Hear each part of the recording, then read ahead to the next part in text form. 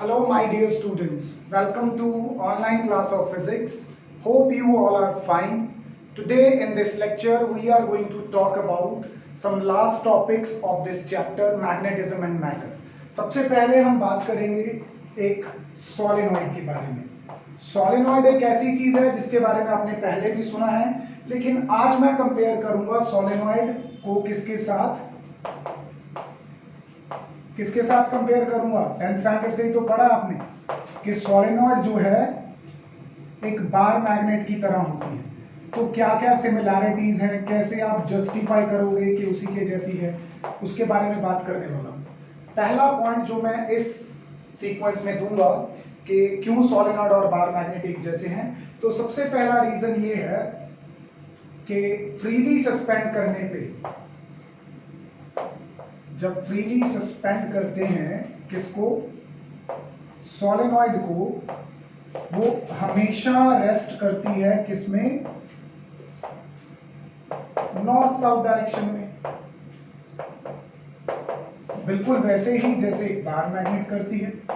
Right, पहली similarity ये आ गई.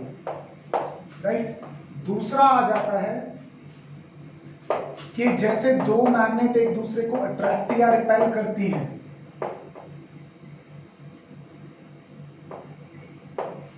उसी तरह से दो सोलेनॉइड भी एक दूसरे को अट्रैक्ट या रिपेल करती हैं. दो सेम पोलैरिटी के साइड्स सोलेनॉइड्स के नजदीक लाए जाएं तो रिपेल करेंगे, अपोजिट पोलैरिटी के साथ में लाए जाएं तो अट्रैक्ट करेंगे. तीसरा आ जाता है दोनों का मैग्नेटिक फील्ड पैटर्न. क्या आ जाता है, मैग्नेटिक फील्ड पैटर्न. अगर देखा जाए, अगर हम किसी बार मैग्नेट की बात करें तो बार मैग्नेट का सपोज इस तरफ नॉर्थ है और इस तरफ साउथ है, तो इसका जो मैग्नेटिक फील्ड पैटर्न होगा वो किस तरह से होगा. You have drawn this, it will be something like this. कुछ इस तरह से मिलेगा आपको ये पैटर्न.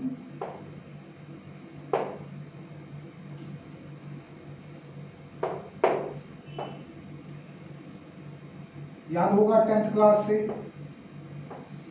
सभी ने ड्रॉ किया था.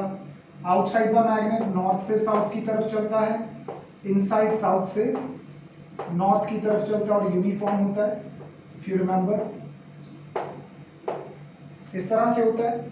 और एक सोलेनॉइड का भी हमने मैग्नेटिक फील्ड पैटर्न बनाया हुआ है 10th क्लास में.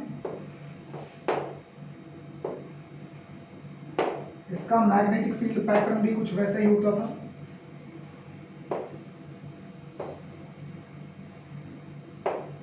जैसा हम किसी बार मैग्नेट का ड्रॉ करते हैं. Right, so the magnetic field pattern of both are same. Let's say इस तरफ नॉर्थ है, इस तरफ साउथ है, तो इसमें भी outside north to south and inside south to north और यूनिफॉर्म होता है. तो दोनों के मैग्नेटिक फील्ड पैटर्न में बहुत सिमिलैरिटी है. लास्ट पॉइंट जो मैं इस फेवर में देना चाहूंगा, ऑन द एक्सियल लाइन, अगर मैं इसकी एक एक्सियल लाइन ड्रॉ कर लूं और इसकी एक एक्सियल लाइन ड्रॉ कर लूं, तो दोनों की एक्सियल लाइन पे अगर मैं इसका मैग्नेटिक फील्ड देखूं तो वो ये होता है at a point far away from the bar magnet और फ्रॉम द सोलेनॉइड. वो इस तरह से दिया जाता है. तो अगर एक्सियल लाइन पे दोनों का मैग्नेटिक फील्ड का फॉर्मूला एक जैसा, इसका मतलब दोनों सिमिलर हैं. So these 4 points are the similarities between a solenoid and a bar magnet. ये सिमिलैरिटी देने के बाद भी मैं आपको एक जस्टिफिकेशन और दूंगा जिससे मैं ये समझाने की कोशिश करूंगा कि ये सेम कैसे है. राइट, वो चीज क्या है, पे अटेंशन. अब हमें पता है कि व्हाट इज सोलेनॉइड. सोलेनॉइड हम कहते हैं कि करंट कैरिंग टर्न से बनती है. जब तक इसमें करंट फ्लो करता रहता है वी से के ये मैग्नेट की तरह बिहेव कर रही है. राइट, करंट इस तरह से आएगा और वापस जाके फिर इस तरह से आएगा, वापस जाके फिर इस तरह से, वापस जाके इस तरह से.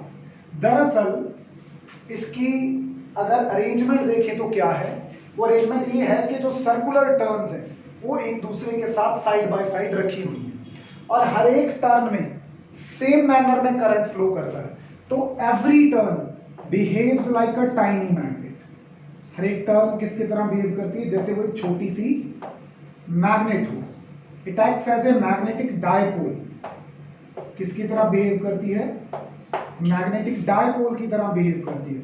अब डायपोल क्या होता है? जिसके दो एजेस हैं। अगर करंट की डायरेक्शन देखी जाए तो सबका नॉर्थ इस तरफ है। सभी लूप्स के ऊपर अगर क्लॉक रूल या एम्पियर रूल लगाओ तो सबका नॉर्थ जो है वो इस तरफ है। आप समझ रहे हो? तो इसका मतलब अल्टीमेटली सबका साउथ किस तरफ है? इस तरफ है। ओके, तो each turn of the current carrying solenoid behaves like a tiny dipole with two edges, two poles, एक तरफ नॉर्थ एक तरफ साउथ, राइट। अब अगर फर्स्ट टाइनी मैग्नेट के नॉर्थ और सेकंड के साउथ की बात की जाए, सेकंड के नॉर्थ और थर्ड के साउथ की बात की जाए, थर्ड के नॉर्थ और फोर्थ के साउथ की बात की जाए, तो ये आपस में एक दूसरे को क्या कर देते हैं? न्यूट्रलाइज कर देते हैं और क्या बनाते हैं? एक सिंगल बार मैग्नेट, जिसका इस तरफ कौन सा पोल है? नॉर्थ पोल है, इस तरफ कौन सा है? साउथ पोल है। तो इस तरह से भी आप ये कह सकते हो कि करंट कैरिंग सोलेनॉइड जो है वो बार मैग्नेट के इक्विवेलेंट होती है। So these are the possible theories that just convinced us कि सोलेनॉइड और bar magnet behaves in the same way, so they are equivalent to each other. इसका इतना सा ही थ्योरेटिकल आंसर, ये 4 या 5 पॉइंट आप इसके फेवर में दोगे अगर एग्जाम में पूछा जाता है। Right?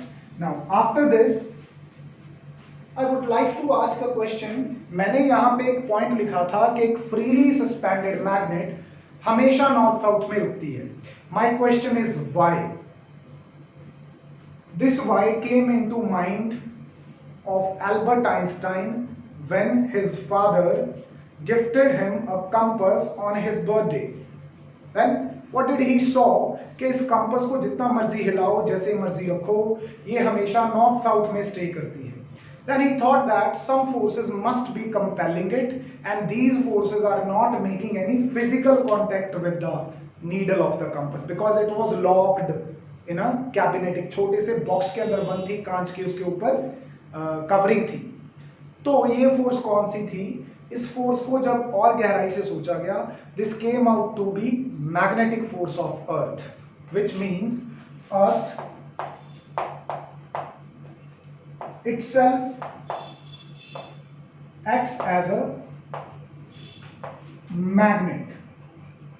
यही अर्थ जो है, इसके मैग्नेटिज्म की वजह से एक जो freely suspended bar magnet, freely suspended धागे से बांध के लटका दी, या कंपास की नीडल हमेशा नॉर्थ साउथ में क्या करती है?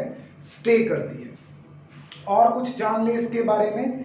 जो अर्थ है, राइट, एक नेचुरल मैग्नेट है जिसका मैग्नेटिज्म हर जगह पे प्रेजेंट है। इसके मैग्नेटिक फील्ड स्ट्रेंथ की जो वैल्यू है वो 10⁻⁻⁴ टेस्ला, या फिर इसको 1 गॉस भी बोल दिया जाता है, इसके बराबर है। इतना मैग्नेटिज्म, इस स्ट्रेंथ का मैग्नेटिज्म खाली वही मैग्नेट प्रोड्यूस कर सकती है जिसका मैग्नेटिक डायपोल मोमेंट जो है it should be 8 × 10⁻22 ampere metre square, right. And this magnet is lying on the centre of the earth, right. इस अर्थ मैग्नेट के जो नॉर्थ साउथ पोल हैं वो ज्योग्राफिकल नॉर्थ साउथ पोल से mail नहीं खाते, बल्कि उससे थोड़े से एंगल पे हैं, right. The axis of the earth magnet does not coincide with the geographical axis, और वो जो एंगल है वो वॉवल करता रहता है, इसीलिए आप अलग अलग बुक्स में उसकी वैल्यू अलग अलग फाइंड आउट करोगे। कुछ बुक्स उसकी वैल्यूज 11 डिग्री देती हैं, कुछ 20 डिग्री देती हैं, कुछ 21 डिग्री देती हैं, कुछ 23 डिग्री देते हैं, right. That angle is not fixed, right. तो यही वजह है कि जब एक बार मैग्नेट को फ्रीली सस्पेंड करते हैं या कंपास की बात करते हैं, वो एग्जैक्टली नॉर्थ साउथ में पॉइंट नहीं करती, नॉर्थ साउथ से थोड़ा हटके पॉइंट करती है, थोड़ा सा अलग एंगल में पॉइंट आउट करती है। तो अगर एक जो एक्सपीरियंस्ड सेलर होगा या एक्सपीरियंस्ड कोई वाइल्ड लाइफ एंथुजियास्ट होगा जो कि फॉरेस्ट में घूम रहा है, या कोई आर्मी पर्सन होगा, उसको ये चीजें ऑलरेडी सिखाई जाती हैं उसकी ट्रेनिंग में कि एग्जैक्टली उसमें नहीं पॉइंट करती, इतने डिग्री डिफरेंट में पॉइंट करती है, तो आपको वैसे वहां पे पहुंचना है। चलिए अब इसको स्टडी करेंगे हम, अर्थ के मैग्नेटिज्म को। एक स्ट्रॉन्ग एविडेंस तो मैंने आपको दे ही दिया है। पहला एविडेंस है कि फ्रीली सस्पेंडेड बार मैग्नेट जो है वो नॉर्थ साउथ में स्टे करती है, तो इसका मतलब अर्थ का मैग्नेटिज्म है। दूसरा एक पॉइंट इसके फेवर में जो मैं देना चाहूंगा कि अगर आपके पास एक सॉफ्ट आयरन है, सॉफ्ट आयरन का एक टुकड़ा है, उसको आप अर्थ के नीचे दबा दो और कुछ टाइम बाद निकालो, कुछ टाइम का बाद है, कुछ दिन, कुछ मंथ या एक साल के बाद निकालो, तो उसमें कुछ वीक मैग्नेटिक प्रॉपर्टीज आ जाती हैं। वो मैग्नेटिक प्रॉपर्टीज किसने दी हैं? उसको अर्थ ने खुद दी हैं। एक तीसरी सबसे इंपॉर्टेंट और सबसे विजुअल, सबसे आसानी से दिखने वाली एग्जांपल है एरोराज। कौन सा एविडेंस है? एरोराज। इसको कई बार नॉर्दर्न लाइट्स भी कहा जाता है। मतलब अर्थ की अगर आप नॉर्थ पोल की बात करो या साउथ पोल की बात करो, ठीक है, ज्योग्राफिकल नॉर्थ साउथ, ठीक है, वहां पे सबसे नियर जो लोग रहते हैं वो नॉर्वे में रहते हैं। अगर आप नॉर्वे में स्काई को जाके देखो तो स्काई जो है वो कलरफुल है। क्या है? कलरफुल है। इसका रीजन भी क्या है? अर्थ का मैग्नेटिक फील्ड है। इसके बारे में आप ढूंढना डिटेल में। तो ये तीनों एविडेंस शो करते हैं कि अर्थ मैग्नेट है। Earth is a magnet. The next question that comes into our mind कि अर्थ के इस मैग्नेटिज्म का ओरिजिन क्या है? कहां से आया अर्थ के पास ये मैग्नेटिज्म? तो अर्थ के पास ये मैग्नेटिज्म होने की दो पॉसिबल थ्योरीज दी जाती हैं। जो सबसे पहले विलियम गिलबर्ट ने दी थी वो तो निग्लेक्ट हो गई थी, राइट। अभी जो दो पॉसिबल थ्योरीज हैं, पहली थ्योरी ये है कि जो कॉस्मिक रेज आती हैं यूनिवर्स के अंदर आउटर स्पेस में से, पता नहीं कहां से, वो कॉस्मिक रेज इतनी एनर्जेटिक होती हैं कि जो अर्थ के एटमॉस्फेयर की टॉप लेयर है वहां पे एटम्स जो होते हैं उसको आयोनाइज कर देती है, राइट। अब जब अर्थ अपने एक्सिस के अराउंड रिवॉल्व करती है तो उन आयंस में कोई मूवमेंट होती है। आयंस की मूवमेंट मतलब चार्ज पार्टिकल की मूवमेंट विच जनरेट्स करंट्स, और उन करंट्स की वजह से मैग्नेटिज्म पैदा होता है। पहली पॉसिबल थ्योरी तो ये है। दूसरी पॉसिबल थ्योरी जो सबसे ज्यादा एक्सेप्टेबल है वो sir E Bullard from United Kingdom and एक दूसरे थे person, the name of the person is Elsasser from USA. उन्होंने मिलके एक थ्योरी दी जिसको डायनामो इफेक्ट बोलते हैं। वो थ्योरी सबसे ज्यादा एक्सेप्टेबल है। According to that theory the reason for the magnetism of earth is its core. Earth की जो कोर है उसमें मोल्टन मेटल्स हैं, क्योंकि टेम्परेचर बहुत हाई है वहां पे। तो वो जो मोल्टन फ्लूइड है दैट इज चार्ज्ड, क्योंकि एटम्स हैं, इतने ज्यादा टेम्परेचर पे वो अपने वैलेंस इलेक्ट्रॉन्स को लूज कर देंगे तो आयंस और इलेक्ट्रॉन्स होंगे वहां पे। अब कहते हैं जब अर्थ अपने एक्सिस के अबाउट घूमती है तो वो मोल्टन फ्लूइड भी अपने मतलब अर्थ के एक्सिस के अबाउट घूमता है, जिसकी वजह से करंट्स और मैग्नेटिज्म जनरेट होते हैं। जितना तेजी से अर्थ घूमेगी उतना ज्यादा मैग्नेटिज्म जनरेट होगा, जितना स्लोली घूमेगी उतना कम मैग्नेटिज्म जनरेट होगा। एग्जाम्पल के तौर पे जुपिटर की बात करें, उसकी कोर भी जो है वो मोल्टन है और मेटेलिक है और वो अर्थ से ज्यादा तेज घूमता है, तो उसका मैग्नेटिज्म अर्थ के मैग्नेटिज्म से ज्यादा स्ट्रॉन्ग है। वीनस की बात करें तो वो थोड़ा अर्थ के कंपैरिजन में धीरे घूमती है, तो उसका मैग्नेटिज्म वीक है। मून की बात करें तो मून की कोर मेटालिक है ही नहीं, इसलिए मून का कोई भी मैग्नेटिक फील्ड नहीं है। तो इतनी बातों को ये थ्योरी सपोर्ट करती है कि इसको सबसे ज्यादा एक्सेप्टेबल माना जाता है, राइट। अब अर्थ का अगर मैग्नेटिज्म होता है तो अर्थ का मैग्नेटिज्म क्या सब जगह पे सेम होता है या डिफरेंट होता है? अगर डिफरेंट होता है तो कैसे मेजर करते हैं? अर्थ का मैग्नेटिज्म सब जगह पे डिफरेंट होता है, और जिन क्वांटिटीज को हम मेजर करते हैं अर्थ के मैग्नेटिज्म का पता लगाने के लिए, उनको मैग्नेटिक एलिमेंट्स ऑफ अर्थ बोलते हैं। क्या बोलते हैं? Magnetic elements of earth. लेकिन मैग्नेटिक एलिमेंट्स ऑफ अर्थ को समझने से पहले हम कुछ और बेसिक चीजें समझ लें। पहली बेसिक चीज क्या है कि अगर मैं यहां पे ये बना लूं कि दिस इज अर्थ, राइट, और ये मैंने एक एक्सिस बनाया जिसको मैं एक्सिस ऑफ रोटेशन भी बोलता हूं अर्थ का। अर्थ इस एक्सिस के अबाउट घूमती है, राइट। यहां पे क्या है? जियोग्राफिकल नॉर्थ पोल है तो मैं NG लिखता हूं। यहां पे जियोग्राफिकल साउथ है तो SG लिखता हूं, राइट। अच्छा, जो एक्सिस अर्थ के ज्योग्राफिकल नॉर्थ और साउथ पोल से पास करता है उसको जियोग्राफिकल एक्सिस बोलते हैं। क्या बोलते हैं? Geographical axis, right. अच्छा, अगर इस एक्सिस के परपेंडिकुलर मैं अर्थ के ऊपर एक बहुत बड़ा सर्कल, ग्रेटर सर्कल, जितना बड़ा सर्कल बन सकता है वो बना दूं, उसको क्या बोलेंगे? उसको बोलेंगे जियोग्राफिकल इक्वेटर। ये आपने पढ़ा हुआ है एसएसटी में, जियोग्राफिकल इक्वेटर। बात समझ गए? अच्छा, अगर मैं एक प्लेन लूं, प्लेन, इस प्लेन को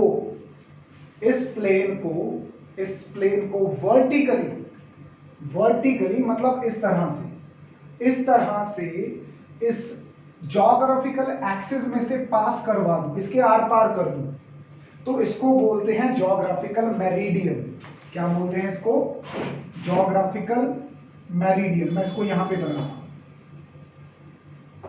a vertical plane passing through the geographical axis is called geographical meridian.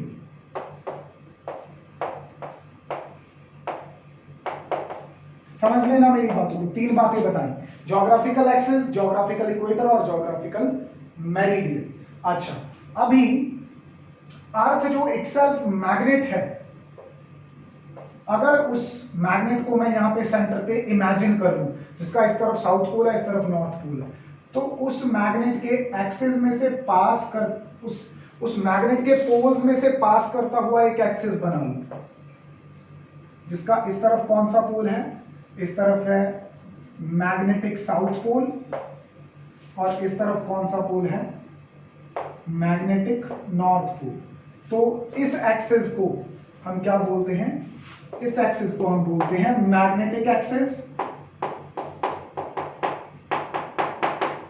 Right.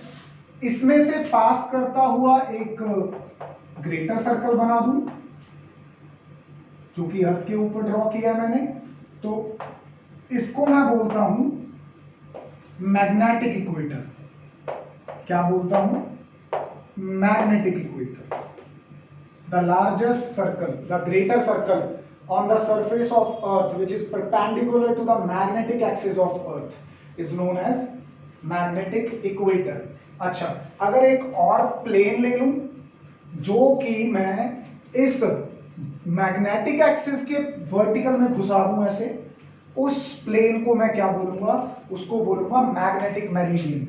तो अगर आप ध्यान से देखो, एक यहां पे है, एक यहां पे है। अगर आप सामने से देखो तो आपको एक जैसे बुक होती है, बुक ऐसे खुलती है, वो दो प्लेन्स नजर आएंगे ना, just like that passing through these. तो मैं वो नोटबुक यहां पे बना रहा हूं, ठीक है? ध्यान से देखना इसको, I am making it here. दोबारा से बना दूं थोड़ा, क्योंकि दोनों को एंगल पे दिखाना है।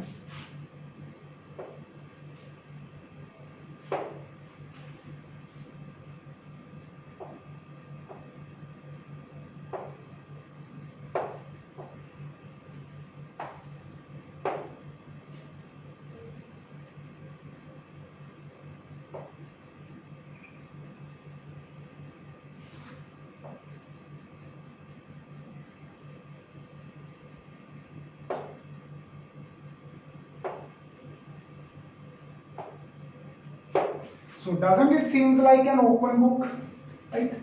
अब ज्योग्राफिकल एक्सिस और मैग्नेटिक एक्सिस के बीच में एक एंगल होता है, राइट? ये एंगल चेंज होता रहता है, it is not fixed.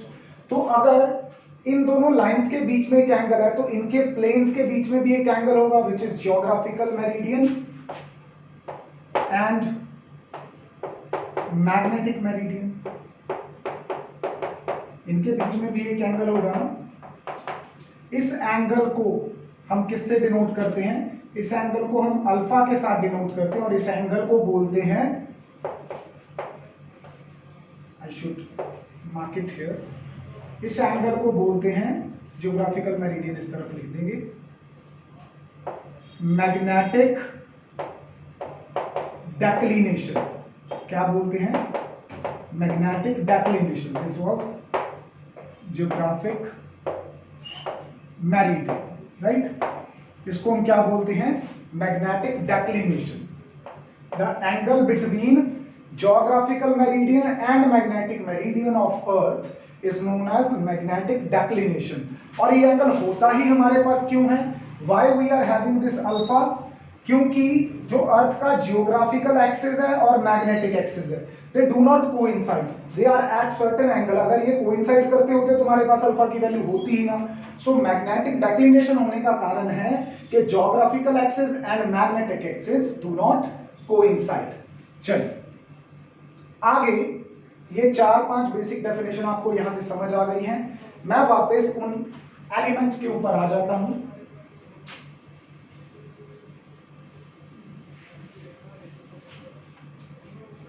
Magnetic elements की बात कर रहा हूं मैं यहां पे।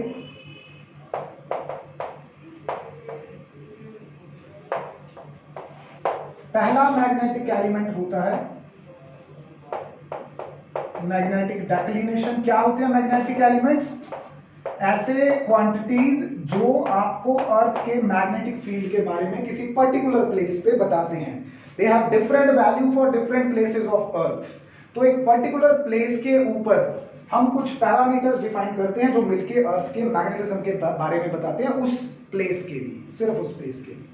First of them is magnetic declination. The angle between geographical meridian and magnetic meridian is called magnetic declination. Magnetic declination exists because the geographical axis and magnetic axis of Earth do not coincide. दूसरा आ जाता है magnetic inclination. इसका एक दूसरा नाम भी है, इसको एंगल ऑफ डिप भी बोला जाता है। डिनोट करते हैं इसको डेल्टा के साथ। किसके साथ? डेल्टा के साथ। Now imagine that I have a bar magnet in my hand, I took a thread, I tied it up and hang it to the hook in the ceiling. इसको टांग दिया मैंने ऐसे। So what do you expect? क्या ये ऐसे ही stand करेगा यहां पे, मतलब horizontal to the floor? Will it stay like this ever?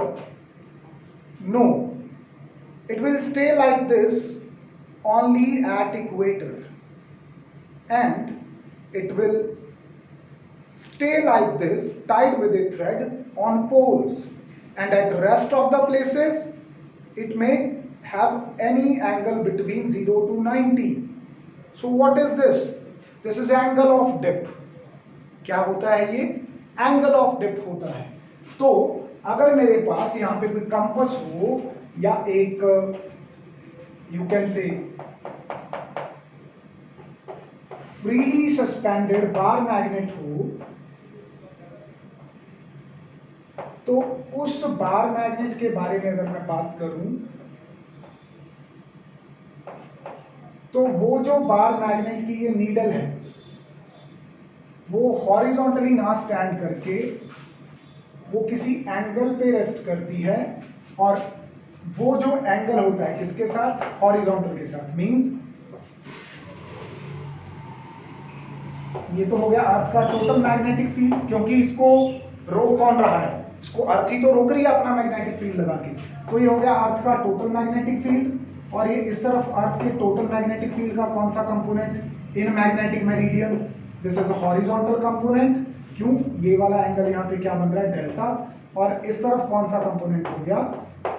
Vertical component. So what is angle of dip और magnetic inclination? The angle at which the needle of the, और इस इंस्ट्रूमेंट को क्या बोलते हैं? डिप सर्कल बोलते हैं। क्या बोलते हैं? Dip circle.